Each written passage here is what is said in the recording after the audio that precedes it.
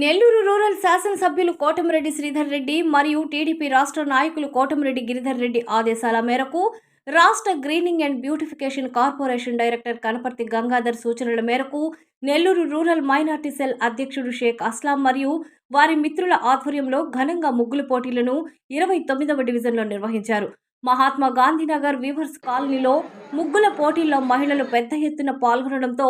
సంక్రాంతి సంబరాలు అంబరాన్నంటే. ఈ ముగ్గుల పోటీలలో విజేతలుగా నిలిచిన వారికి 1వ బహుమతిగా మినీ వాషింగ్ మిషన్, 2వ బహుమతిగా మినీ గ్రైండర్, 3వ బహుమతిగా మిక్సీ, అదేవిధంగా ఇందులో పాల్గొన్న ప్రతి ఒక్కరికి బహుమతి ఇవ్వడం జరిగింది. ఈ సందర్భంగా 29వ డివిజన్ అధ్యక్షులు గుద్దేటి చెంచయ్య మాట్లాడుతూ, వీవర్స్ కాలనీలో గతంలో కన్నా ఈసారి మహిళలు పెద్ద ఎత్తున పాల్గొనడం చాలా సంతోషంగా ఉందని, ఇవన్నీ నెల్లూరు రూరల్ శాసనసభ్యులు కోటమిరెడ్డి శ్రీధర్ రెడ్డి మరియు రాష్ట్ర టీడీపీ నాయకులు కోటమిరెడ్డి గిరిధర్ రెడ్డి ఆధ్వర్యంలో. ఈ సందర్భంగా నెల్లూరు రూరల్ మైనార్టీ అధ్యక్షులు షేక్ అస్లాం మాట్లాడుతూ,